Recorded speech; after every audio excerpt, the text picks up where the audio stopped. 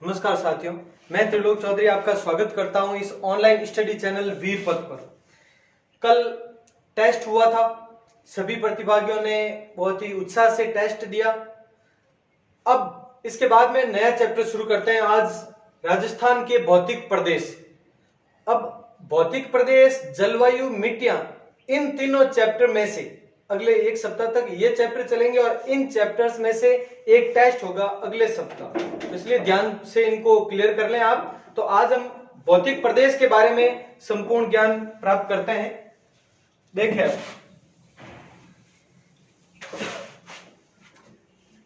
राजस्थान के भौतिक प्रदेश, 4 भौतिक प्रदेश है। इन चारों के बारे में विस्तृत व्याख्या इस पहले वीडियो में देखें।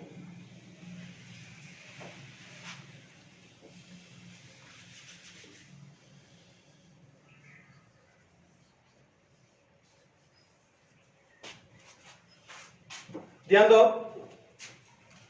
सबसे पहले वो चारों प्रदेश कौन कौन से हैं उनके बारे में देखते हैं।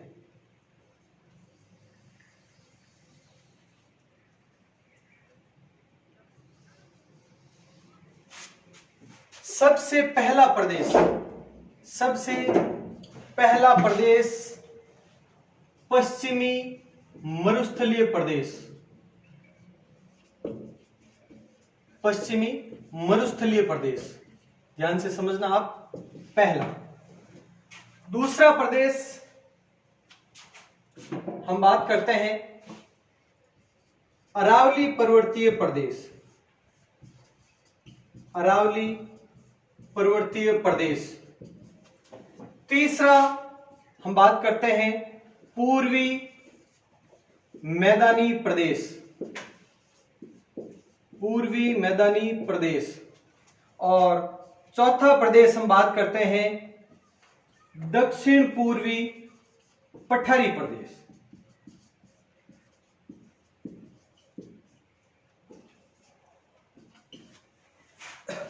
अब इन चारों के बारे में ध्यान से समझेंगे हम। पहले इन चारों के बारे में अलग अलग जो पॉइंट हमें यहाँ पे आसानी से याद रह सकते हैं वो पॉइंट करेंगे। फिर इन चारों के बारे में अलग अलग बताऊंगा। मरुस्थलीय प्रदेश की संपूर्ण व्याख्या, अरावली पर्वतीय प्रदेश की, पूर्वी मैदानी प्रदेश और दक्षिण पूर्वी पठारी प्रदेश, चारों की संपूर्ण व्याख्या करेंगे। लेकिन पहले कुछ महत्वपूर्ण पॉइंट समझ लेते हैं जो एग्जाम में सीधे पूछे जाते हैं हमसे। सबसे पहले पश्चिमी मरुस्थलीय प्रदेश किसका अवशेष है? ये पहले वीडियो में भी बताया था मैंने, सामान्य परिचय में भी, किसका अवशेष है उसके बारे में, कि पेंजिया नामक एक संपूर्ण विश्व एक ही भाग में था, पेंजिया था, जिसका नाम फिर अलग अलग भागों में बंट गया, अंगारा लैंड और गोंडवाना लैंड। अंगारा लैंड का भारत में कोई अवशेष नहीं है और उन दोनों अंगारा लैंड और गोंडवाना लैंड के मध्य एक तैतीस सागर था।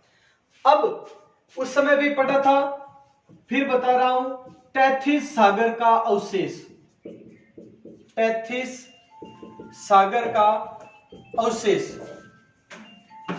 पश्चिम मरुस्थलीय प्रदेश तैतीस सागर का अवशेष है, पहली बात। अब अरावली पर्वतीय प्रदेश आपको पता होगा, पहले पढ़ चुके हैं हम, गोंडवाना लैंड, गोंडवाना लैंड का अवशेष, गोंडवाना लैंड का अवशेष अरावली पर्वतीय प्रदेश है। उसके बाद में बात करते हैं हम दक्षिण पूर्वी पठारी प्रदेश, तो ये भी गोंडवाना लैंड का ही अवशेष है,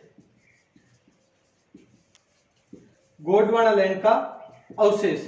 अब जो तीसरा भाग है पूर्वी मैदानी प्रदेश, इसके बारे में ध्यान से समझना, अलग अलग पॉइंट मिलेंगे कई जगह पर, लेकिन यह प्राचीन काल में तो तैतीस सागर का ही अवशेष था। ध्यान से समझे, तैतीस सागर का ही अवशेष था, लेकिन तैतीस सागर में तो यार वो खारा सागर था, जिसके कारण या तो मरुस्थल बना या खारे पानी की झीलें वगैरह, खारे पानी की झीलें और मरुस्थल है वो तैतीस सागर से बने। तो फिर ये तो बहुत उपजाऊ क्षेत्र है हमारा, इसीलिए ध्यान रखना, ये गंगा यमुना के मैदानों से, गंगा से यमुना, इस क्षेत्र में यमुना नदी है, तो गंगा यमुना के मैदानों से ये बना है, वहां से उपजाऊ मिट्टी है वो बहकर यहां आ गई।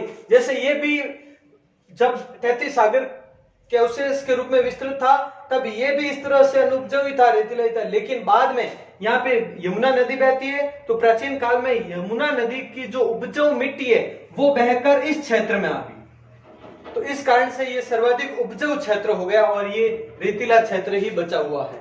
तो प्रारंभ में तैतीस सागर का ये अवशेष था, लेकिन बाद में कालांतर में गंगा यमुना के मैदानों से उपजाऊ मिट्टी आई, जिसके कारण ये उपजाऊ क्षेत्र हो गया। तो गंगा यमुना के जो मैदानी क्षेत्र है उनकी मिट्टी का ही अवशेष कह सकते हैं हम। ये डिटेल में करेंगे, इस पॉइंट में करेंगे तब। अब नेक्स्ट, ये एक एक पॉइंट हो गए, ये चारों क्षेत्र अवशेष किसके हैं। अब बात करते हैं जनसंख्या की। ध्यान रखना इन चारों के बारे में, बहुत महत्वपूर्ण है इन चारों के बारे में। जनसंख्या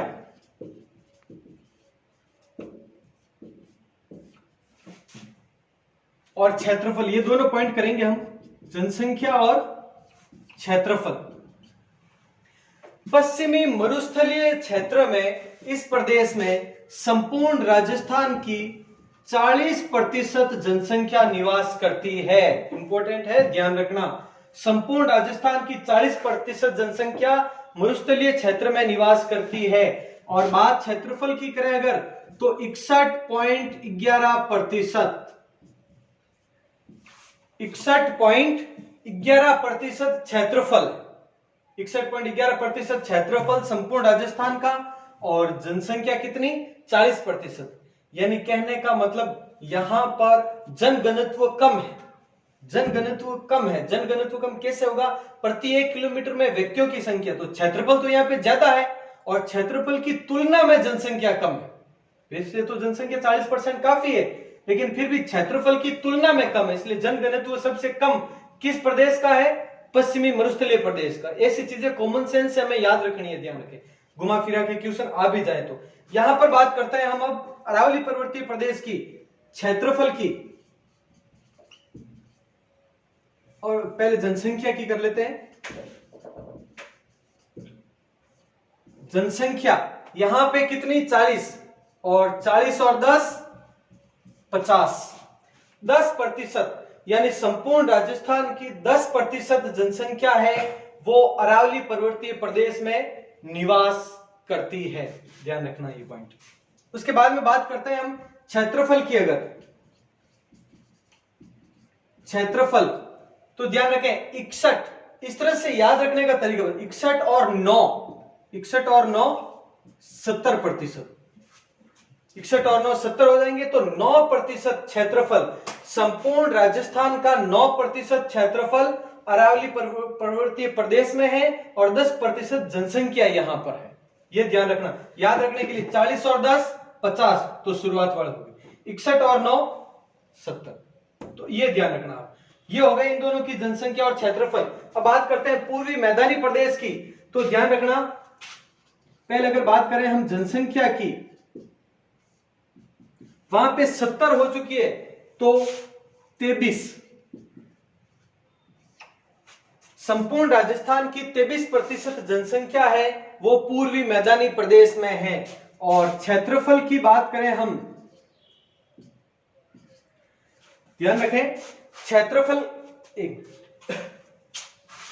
जनसंख्या यहां पर 39%, जनसंख्या 39% और क्षेत्रफल है वो 23% है।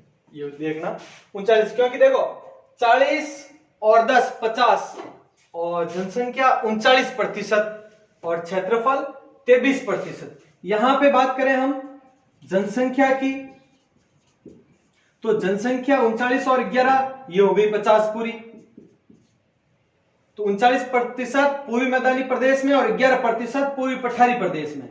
और बात करें अगर क्षेत्रफल की, तो देखें 61, ये पॉइंट 11 अभी थोड़ा साइड में रखना, 61 और 9 70, 70 और 23 93, तो पीछे कितने बचे 7, और इन 7 में से ये पॉइंट 11 बाहर निकाल लें, यानी 6.89%। अब इन चारों के बारे में देख लें। जनसंख्या 40 10 39 11, 40 10 39 11, यह है इन चारों की जनसंख्या, 40 10 39 11, 4 बार याद रख लें, रट लें, आराम से याद हो जाएगा। फिर क्षेत्रफल 61 9 70 हो गए, 23 7। अब ये .11 है, वो यहां पर ज्यादा है पहले में और वहां पे कम है .11, तो आराम से याद रख सकते हैं 61.11, फिर यहाँ पे 9%, 23%, 6.89%। ये हो गई इन चारों क्षेत्रों का क्षेत्रफल और जनसंख्या। अब आगे देखें नेक्स्ट, अब बात करते हैं इनकी ढलान की। इन क्षेत्रों में ढलान कई बार पूछा जाता है, मरुस्थलीय प्रदेश का ढलान किस ओर है, अरावली पर्वतीय प्रदेश का ढलान किस ओर है। ऐसे में क्या ध्यान रखना है वो सुने। अब ढलान के लिए एक छोटा सा पॉइंट ये ध्यान रखना कि नदियों का बहाव जिस ओर है ढलान उसी ओर होगा, क्योंकि जहां पे ढाल रहेगा, ढाल जहां पे होती है, नदियां पानी वगैरह है वो उसी ओर बहते हैं। तो ध्यान रखना यहां पर नदियां वगैरह, जैसे लूणी नदी है तो इधर से इस ओर बहती है, यहाँ पे जितनी भी है ये इस ओर बहती है नदियां, और यहाँ पर जो पश्चिम बनास वगैरह नदी है, साबरमती वगैरह जितनी भी, वो इधर आ जाती है साबरमती तो, लेकिन अन्य जो भी लूणी नदी है, पश्चिम बनास है, वो नदी है वो इस ओर बहती है। यानी ढलान भी किस ओर है, ये है ढलान।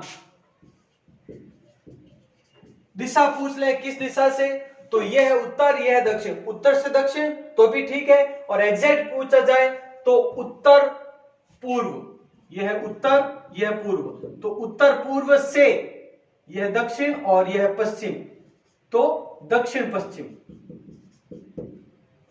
उत्तर पूर्व से दक्षिण पश्चिम की ओर, यह है ढलान इसकी, ध्यान रखें आप, मरुस्थलीय प्रदेश की ढलान। अब बात करते हैं अरावली पर्वतीय प्रदेश की ढलान किस ओर है। ये बात करें तो इसका बिल्कुल ऑपोजिट, इससे बिल्कुल ऑपोजिट। यहां पे देखना, एक जैसे यहाँ पे साबी नदी है तो वो एकमात्र जो उत्तर दिशा से बाहर निकलती है यानी हरियाणा में चली जाती है, तो वो उस ओर जाती है। यहां पर बहने वाली ज्यादातर नदियां हैं वो इस ओर बहती है।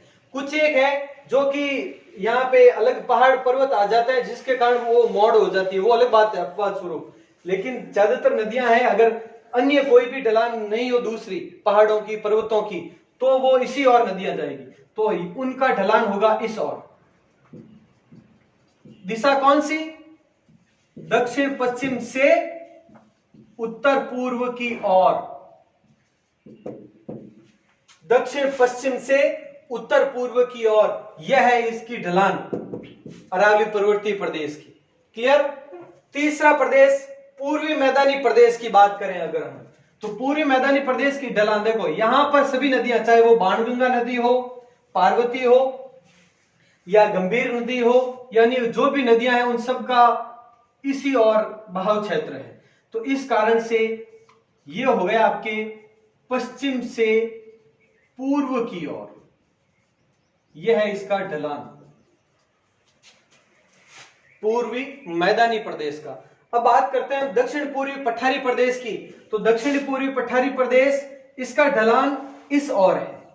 ध्यान दें, जो भी नदियां हैं ये इस ओर बहती है, पार्वती फर्स्ट वगैरह है, जितनी भी है काली सिंधु वगैरह, वो इस ओर बहती है।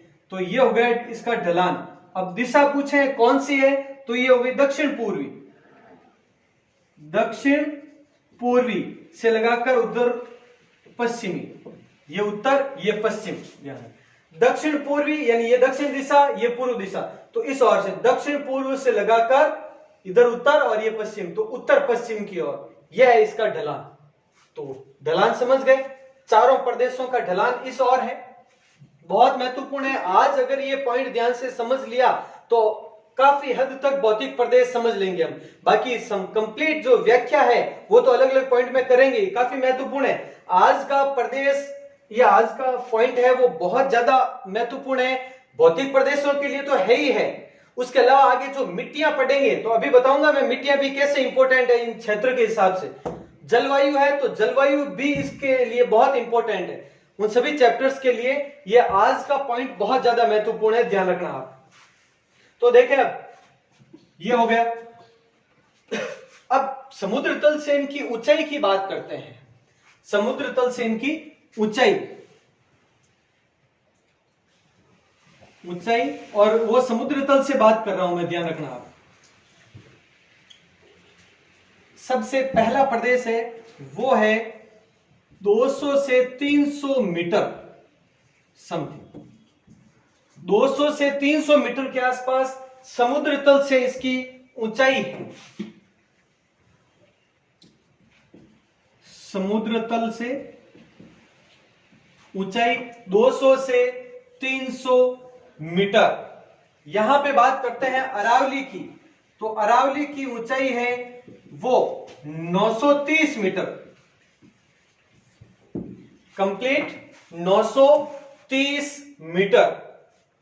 अब देखो उसके बाद में पूर्वी मैदानी प्रदेश की अगर बात करें हम, तो पूर्वी मैदानी प्रदेश इसकी समुद्र तल से औसत ऊंचाई 300 से 400 मीटर है। इधर 200 से 300, यहां पे 930 मीटर। अरावली पर्वतीय प्रदेश है तो पहाड़ है ऊंचे ऊंचे, तो जिस कारण से हो गया 300 से 400 मीटर पूर्वी मैदानी प्रदेश की। और दक्षिण पूर्वी पठारी प्रदेश की अगर बात करें इसकी औसत ऊंचाई की, तो वो हो जाएगी आपके 320 से लगाकर 420 मीटर। 320 से 420 मीटर ये ऊंचाई हो गई आपके दक्षिण पूर्वी पठारी प्रदेश की। अब इसके बाद में बात करते हैं हम नेक्स्ट पॉइंट है वर्षा। बारिश की अगर बात करें हम, तो इन सभी क्षेत्रों में देखो सबसे पहले मरुस्थलीय प्रदेश यहां पर सबसे कम बारिश होती है। देखा जाए तो 0 से 50 सेंटीमीटर, 0 का तो यहां पे इस क्षेत्र में कई जगह 20 से 50 भी लिखा होता है, जो भी सही है। 50 से कम ये ध्यान रखना आप, क्यों? क्योंकि हम जब मरुस्थलीय प्रदेश की डिटेल करेंगे तब बताऊंगा। इसके दो भाग है, यहां तक इस तरह से ये इसके दो भाग है। यहां पर 0 से 25 और 25 से 50, और कई बार आता है मरुस्थलीय क्षेत्रों को विभाजित करने वाली जल विभाजक रेखा कौन सी है? 25 सेंटीमीटर यहां पर। और 50 से ऊपर देखो ये जो लाइन है, अभी मैं बताऊंगा कौन कौन से जिले हैं वगैरह सब इनके बारे में, तो ध्यान रखना। ये जो लाइन है, इस लाइन के इधर पूरे राजस्थान में 50 सेंटीमीटर से ज्यादा होती है बारिश। इस पूरे क्षेत्र में 50 सेंटीमीटर से ज्यादा और इधर 50 सेंटीमीटर से कम। इसलिए एग्जाम में बहुत बार प्रश्न पूछते हैं कि अरावली पर्वतीय प्रदेश और मरुस्थलीय प्रदेश को विभाजित करने वाली जल विभाजक रेखा कौन सी है? तो 50 सेंटीमीटर। 50 सेंटीमीटर जल विभाजक रेखा कहते हैं उसको, जो हम पढ़ेंगे अभी आगे, ये डिटेल करेंगे तब। तो यहां पर बारिश 0 से 50। अरावली की बात करें तो 50 से 90 सेंटीमीटर, 50 से 90 सेंटीमीटर। यहां पर अगर पूर्वी मैदानी प्रदेश की बात करें तो 50 से 80 सेंटीमीटर।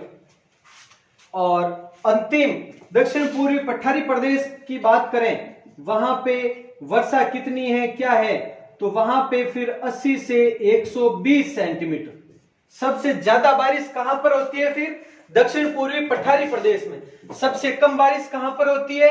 सबसे कम पश्चिमी मरुस्थलीय प्रदेश में सबसे कम बारिश होती है। तो सबसे बंजर क्षेत्र यही हुआ। और सबसे उपजाऊ क्षेत्र कौन सा है फिर बताओ? यहां पर बारिश ज्यादा है लेकिन उपजाऊ क्षेत्र सबसे ज्यादा ये नहीं है, उपजाऊ है ये। इसका कारण देखें, अब साथ में बता रहा हूं मैं। बात करते हैं मिट्टी की, आपको कारण समझ में आ जाएगा, क्योंकि मिट्टियां पढ़ेंगे डिटेल में करेंगे। लेकिन अभी देख लो, ये पॉइंट अगर समझ में आ गया तो काफी हद तक मिट्टियां आपके उस टाइम भी आपके माइंड में पहले से ही रहेगी। क्षेत्र अगर मरुस्थलीय है तो मिट्टी कैसी होगी? सबको पता है, लगभग रेतीली मिट्टी या बलुई मिट्टी। रेतीली या बलुई मिट्टी, मैं ज्यादातर की बात कर रहा हूं। मुख्य रूप से जो मिट्टी है वो अन्य भी है, अन्य भी सिरोजियम मिट्टी के बारे में भी पढ़ेंगे, सभी प्रकार की मिट्टियों के बारे में पढ़ेंगे हम इसमें। लेकिन देखें अभी मैं प्रमुख मिट्टी है वो बता रहा हूं इन क्षेत्रों की। अब अरावली पर्वतीय प्रदेश है। पर्वतीय प्रदेश शब्द आ गया, मतलब मिट्टी कैसी है? ज्यादातर मिट्टी वहां पर कंकरीली होनी चाहिए। पर्वतीय प्रदेश है मतलब मिट्टी कंकरीली होगी।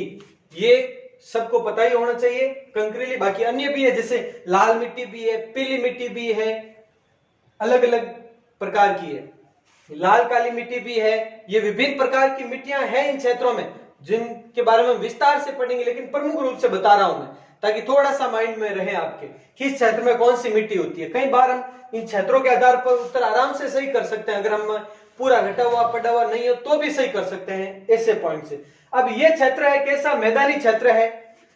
यहां पर मिट्टी उपजाऊ, बारिश देखो ज्यादा बारिश हो तो भी नुकसान ही है, ज्यादा बारिश है तो भी फसल खराब होगी, कम बारिश है तो भी फसल खराब होगी।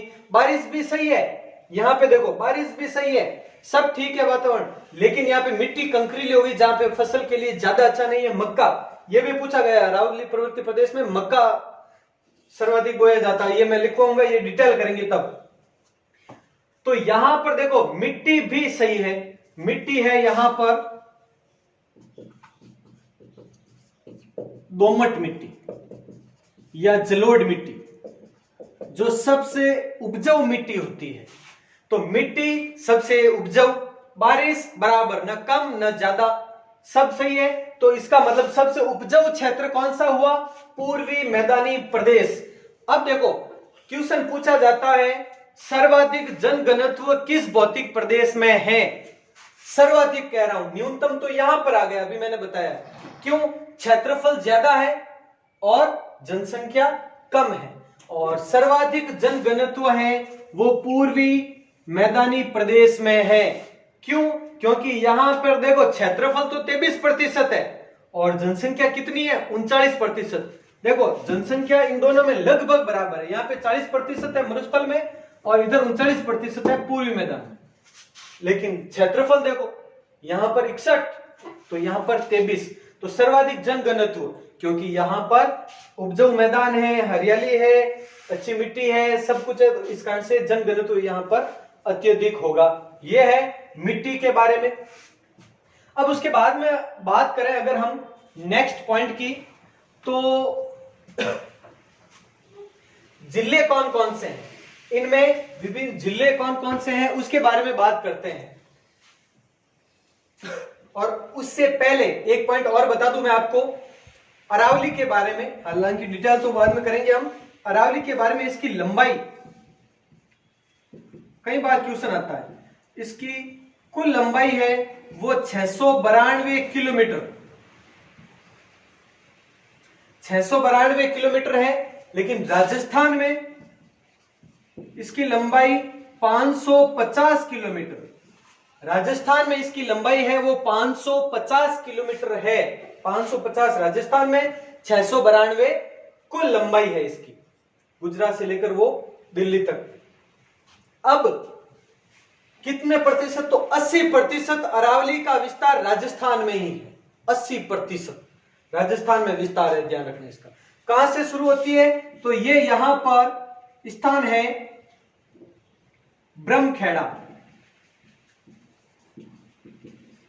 कई बार आप देखेंगे पालनपुर, तो पालनपुर स्थान तो है गुजरात में, ध्यान रखना, और ब्रह्मखेड़ा है सिरोही में, ये ध्यान रखना, अलग अलग पॉइंट। ब्रह्मखेड़ा सिरोही में है और पालनपुर गुजरात में है, ये पॉइंट यहां पर है, ब्रह्मखेड़ा सिरोही यहां पर है और यहां पर गुजरात में पालनपुर।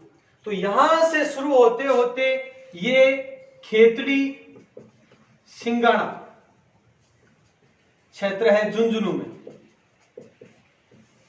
खेतड़ी झुंझुनू में है, ये पता ही है सबको। तो खेतड़ी तक ये विस्तृत है 550 किलोमीटर।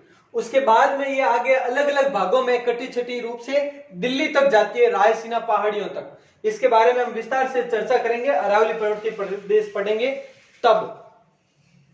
और इसके बारे में बात करें हम मरुस्थल का, तो मरुस्थल की इस ओर तो लंबाई 640 किलोमीटर है और ये चौड़ाई इस ओर है वो 300 किलोमीटर है।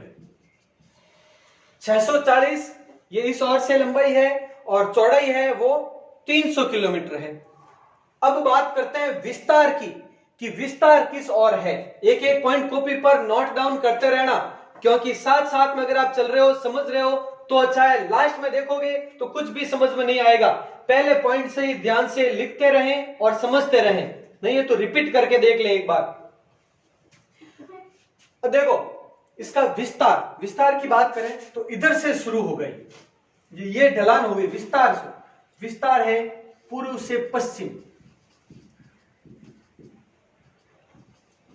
अगर बात आए कि मरुस्थल का विस्तार किस ओर है, विस्तार किस ओर है, यानी पूर्व से लगाकर पश्चिम, यह है इसका विस्तार। कारण कि अभी तो आपने ढलान इस ओर बताई थी, जैसे ढलान है वैसे ही विस्तार होना चाहिए, लेकिन ढलान और विस्तार में फर्क है, थोड़ा सा ध्यान रखना। ढलान मतलब ढाल इस ओर है, ऐसे नदियां इस ओर बहती है। विस्तार मतलब देखो यहाँ पे मरुस्थल कम है, इस क्षेत्र में मरुस्थल कम है, फिर धीरे धीरे धीरे धीरे आते आते बढ़ता है।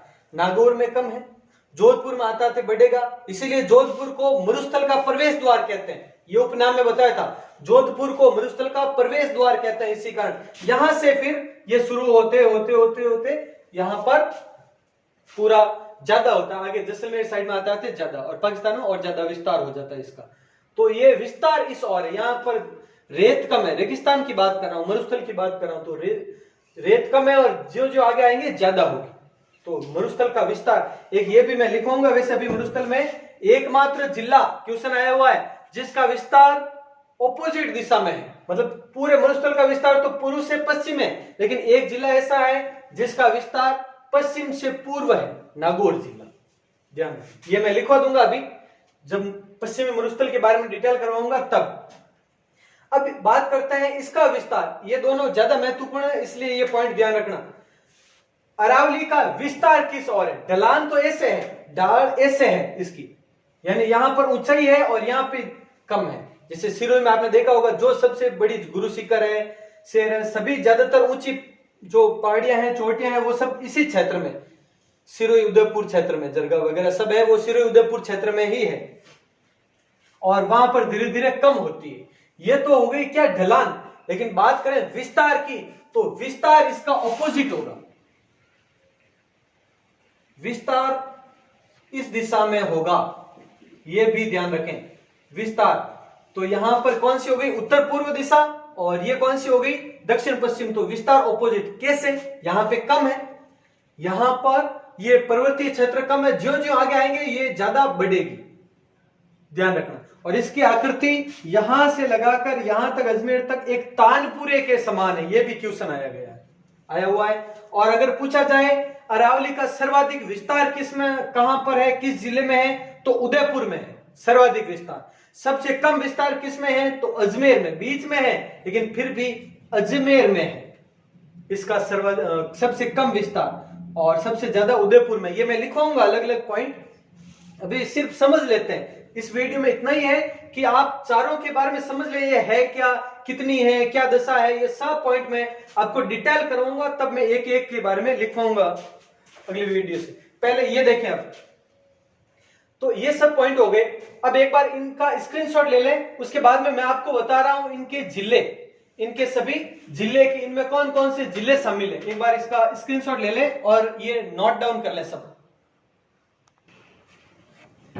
अब बात करते हैं जिलों की, इन क्षेत्रों में कौन कौन से जिले हैं।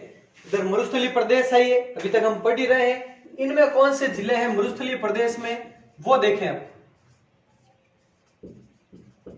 पहले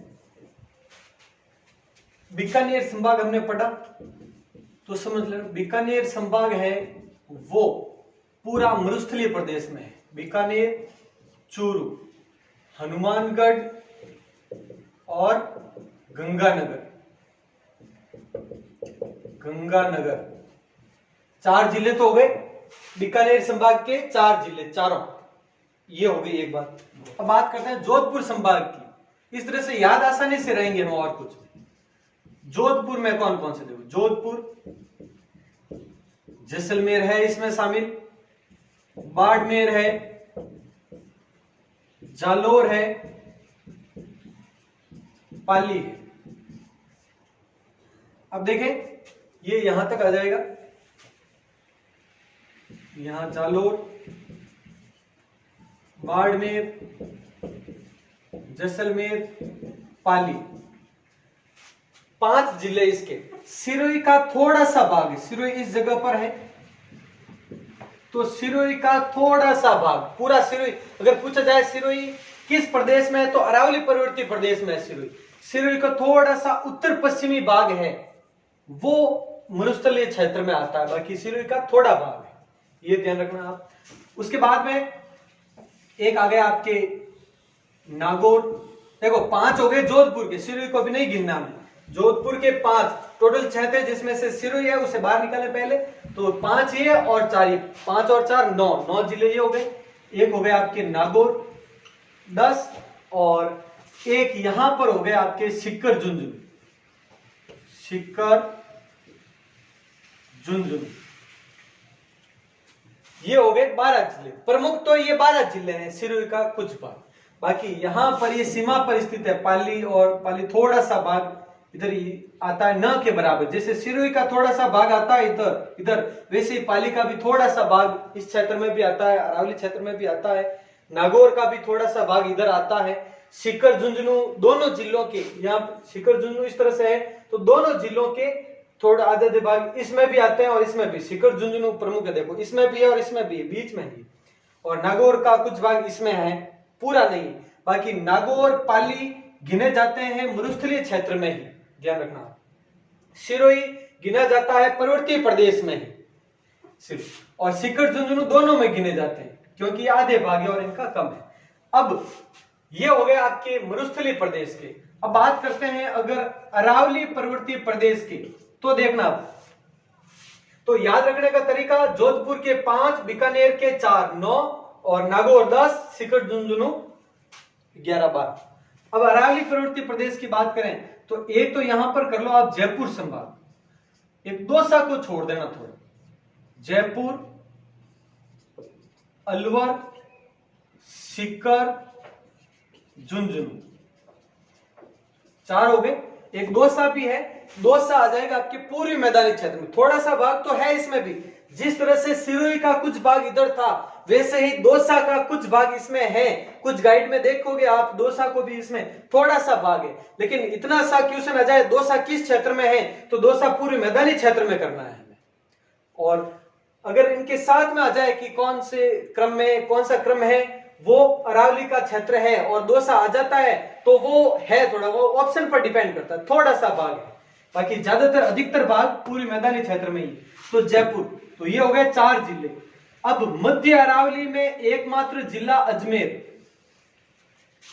ध्यान रखें मध्य अरावली में एकमात्र जिला अजमेर है।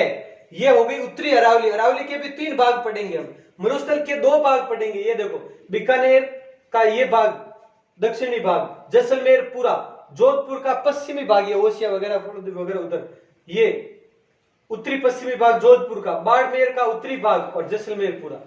ये इस तरह से भाग हम करेंगे जो कि पूर्ण मरुस्थल होगा और ये अर्ध मरुस्थल होगा। वैसे ही ये है उत्तरी अरावली जिसमें ये जिले हो गए, ये हो गई, क्योंकि उत्तरी अरावली में कई जगह पर 4 मिलते हैं और कई जगह पर 5 मिलते हैं। 4 कहें तो ये चारों, 5वां कहें तो दौसा का कुछ भाग शामिल है। यहाँ पर ज्यादातर एक ही मिलता है अजमेर, और कुछ गाइड में आप नागौर को भी इसमें शामिल देखोगे आप, क्योंकि नागौर का कुछ क्षेत्र इसमें आता है, कुछ क्षेत्र है, बाकी ज्यादातर ये मरुस्थलीय भाग में ही है, अर्ध मरुस्थल में है नागौर। ये हो गया अजमेर। तो फिलहाल इनको दौसा और नागौर इनको पहले बाहर ही रखते हैं, एक एक अलग समझ लेंगे हम। ये हो गया। अब बात करते हैं दक्षिणी अरावली की, तो ध्यान रखें एक उदयपुर, सिरोही तो है ही है यहां पर, उदयपुर,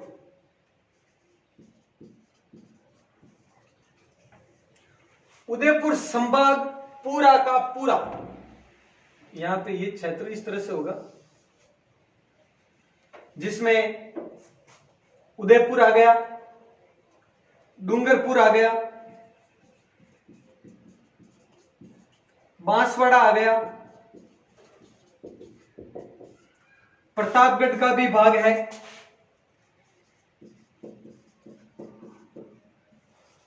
प्रतापगढ़ का भी भाग आ गया, राजसमंद भी आ गया। तो देखो उदयपुर, डूंगरपुर, बांसवाड़ा, प्रतापगढ़, राजसमंद और चित्तौड़गढ़ का भी भाग है। इस तरह से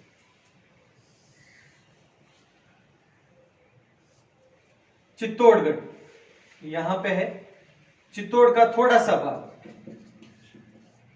इस जगह पर, पूरा नहीं है, आधा भाग है, बाकी इसमें भी है और इसमें भी है। और एक आ गया यहां पर भीलवाड़ा। कितने जिले हो गए देखो, उदयपुर संभाग के 6 जिले, उदयपुर संभाग के 6 जिले, 7वां सिरोही, 8वां भीलवाड़ा, तो ये हो गए 8।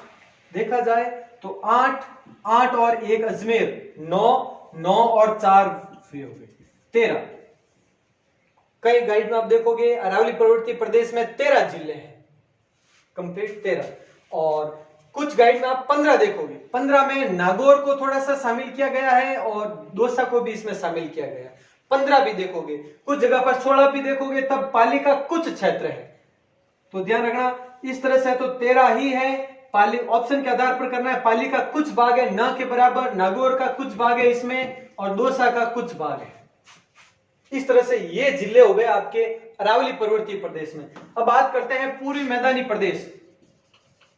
पूर्वी मैदानी प्रदेश, तो सबसे पहले तो भरतपुर संभाग आप पूरा ले लो। भरतपुर, धौलपुर, करौली, सवाई माधोपुर, ये चारों जिले ले लिए। 4 तो ये हो गए भरतपुर संभाग के, प्लस इधर एक अजमेर संभाग का टोंक आता है, आपको पता है, टोंक आ गया। उसके अलावा दौसा हो गया, यहां पर ये है, ये दौसा, टोंक और दौसा। उसके अलावा यही जयपुर इसमें भी आता है और यही अलवर इसमें भी आता है, दोनों में। जिस तरह से सीकर, झुंझुनू इन दोनों में है, वैसे ही जयपुर और अलवर इन दोनों में है। तो जयपुर, अलवर और दौसा तो है ही है, तो ये 3 ये हो गए, प्लस एक टोंक, ये हो गए 4। कई जगह पर ये 8 ही देखोगे आप, लेकिन ध्यान रखें इसका विस्तार काफी आगे तक है। इसका विस्तार भीलवाड़ा का कुछ एक भाग, बहुत कम है, लिखा हुआ भी नहीं होता, कम भाग भीलवाड़ा का आ जाता है यही। उसके बाद चित्तौड़ आ जाता है, चित्तौड़ का भाग, प्रतापगढ़ का भाग और बांसवाड़ा का भाग, ये इस तरह से लाइन होती है। थोड़ा थोड़ा भाग यहां से इनका है, चित्तौड़गढ़, प्रतापगढ़, बांसवाड़ा, भीलवाड़ा, इन चारों के बारे में। कौन सा? बांसवाड़ा, प्रतापगढ़, चित्तौड़गढ़, भीलवाड़ा, इन चारों के थोड़े थोड़े भाग शामिल है इसमें। तो ये हो गए 4। वैसे तो इसमें 8 जिले ही है, ये 8 के बारे में बता दिया। भरतपुर संभाग के 4, जयपुर, अलवर, दौसा और टोंक, ये 8 प्रमुख तो 8 है, लेकिन इनके भी थोड़े थोड़े भाग शामिल है। तो 8 और 4 12, इन दोनों को मिलाए तो 12 हो जाते हैं, इस तरह से ध्यान रखें। और प्रमुख ये 8 है। अब लास्ट है, चौथा प्रदेश है दक्षिण पूर्वी पठारी प्रदेश। दक्षिण पूर्वी पठारी प्रदेश, बहुत ध्यान से समझे। इसमें हो गया आपके सीधा सा कोटा संभाग, कोटा, बूंदी, बारा, झालावाड़, कोटा, बूंदी, बारा, झालावाड़, ये हो गए दक्षिण पूर्वी पठारी प्रदेश में। और यहां पर इसी दक्षिण पूर्वी पठारी प्रदेश का ही एक महत्वपूर्ण भाग है विंध्यन कागार भूमि। विंध्यन कागार भूमि यानी डांग क्षेत्र में हमने पढ़ा था, डांग क्षेत्र, धौलपुर, करौली, सवाई माधोपुर, धौलपुर, करौली, सवाई माधोपुर का यह क्षेत्र भी दक्षिण पूर्वी पठारी का ही भाग है। ये दक्कन का लावा पठार कहता है इसको। दक्षिण पूर्वी पठारी प्रदेश के 2 भाग, एक तो दक्कन का लावा पठार जिसमें ये 4 जिले, एक विंध्यन कागार भूमि। विंध्यन कागार भूमि में, विंध्यन कागार भूमि में ये डांग क्षेत्र आ जाएगा, धौलपुर, करौली, सवाई माधोपुर का। इसमें आधा आधा भाग, इधर से देखो पास में जो मध्य प्रदेश से लगा हुआ भाग है, ये भाग विंध्यन कागार भूमि जो भी इसी क्षेत्र में आता है।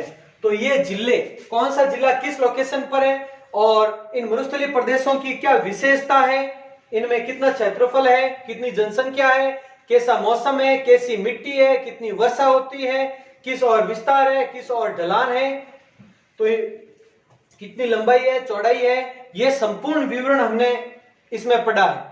अब देखें आप ध्यान से, ये अगर देख लोगे तो वैसे जैसे यहाँ पे एक जलवायु की बात करें, जैसे जलवायु में पढ़ेंगे तो यही अगर ध्यान से समझ लें तो काफी हद तक जलवायु कंप्लीट हो जाएगी अपनी। वही जैसे इस क्षेत्र में मरुस्थल है तो जलवायु कैसी होगी, शुष्क होगी ज्यादा, तो यहाँ पर शुष्क जलवायु, और इस क्षेत्र में अर्ध शुष्क जलवायु, यहाँ पर आर्द्र जलवायु, इस अरावली क्षेत्र में आर्द्र जलवायु, उसके बाद में इस आगे वाले क्षेत्र में है सॉरी इसमें उप आर्द्र, अरावली प्रदेश में उप आर्द्र, इसमें आर्द्र जलवायु, और यहाँ पे बारिश सबसे ज्यादा होती है तो अति आर्द्र जलवायु। तो ये काफी पॉइंट यहाँ से समझ लेंगे हम। तो ये वीडियो ध्यान से समझ लेना एक एक पॉइंट, क्योंकि बहुत महत्वपूर्ण है, क्योंकि अगले वीडियो में हम मरुस्थलीय प्रदेश कंप्लीट करेंगे, एक एक डिटेल मरुस्थलीय प्रदेश की। उसके अगले वीडियो में अरावली पर्वतीय प्रदेश कंप्लीट करेंगे, एक एक डिटेल कंप्लीट करेंगे अरावली पर्वतीय प्रदेश की। और उसके अगले वीडियो में ये दोनों भाग, इन दोनों के बारे में विवरण कम ही है, पूर्वी मैदानी प्रदेश और दक्षिण पूर्वी पठारी भाग, तो इन दोनों के बारे में कंप्लीट कर देंगे। 3 वीडियो इसके और बनेंगे, और ये की 4 वीडियो में भौतिक प्रदेश आपके कंप्लीट हो जाएगा। उसके बाद जलवायु और मिट्टियां ये कंप्लीट करेंगे। आज का अगर वीडियो ध्यान से समझ में आ गया आपको तो अगला बहुत आसान होगा, ध्यान रखें। तो ध्यान से समझ लें आपको, और तैयारी जारी रखें आप, और इन तीनों चैप्टर के बाद में एक और टेस्ट लेंगे, उसके लिए भी आप तैयार रहें, ध्यान से पढ़ते रहें। ठीक, आज के वीडियो में इतना ही, मिलते हैं अगले वीडियो में। जय हिंद।